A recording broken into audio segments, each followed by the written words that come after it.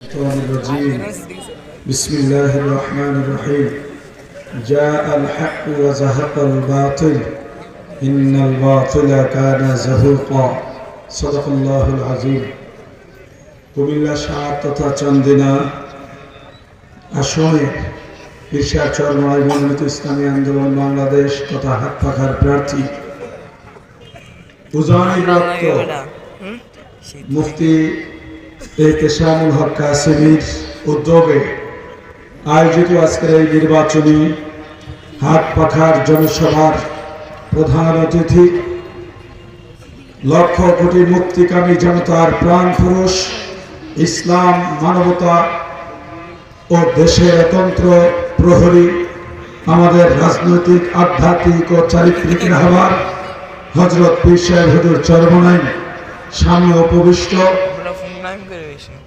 চান্দিনার গণমানুষ গণজনতা, আপনাদের কাছে জানতে চাই আমাদের এই জনসভাটা কয় দলের?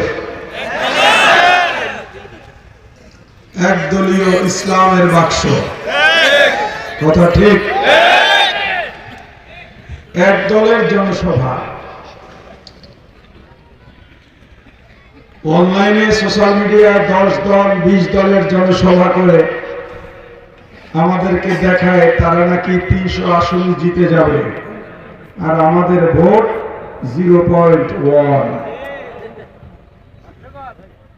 আমাদেরকে তাচ্ছিল্য করে, আবার আমাদেরকে নিয়ে ভয়ও পায়। আসলে সারা দেশে হাত পাখার জোয়ার শুরু হয়েছে।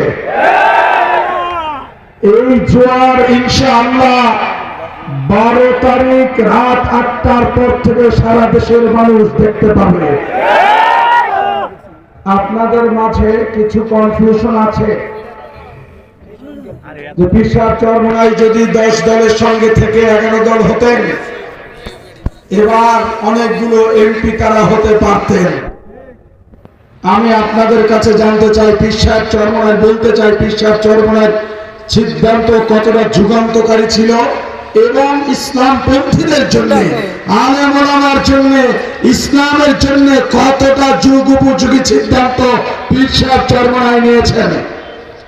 আপনারা ইতিমধ্যেই দেখেছেন, সোশ্যাল মিডিয়ায় ভাইরাল হয়েছে।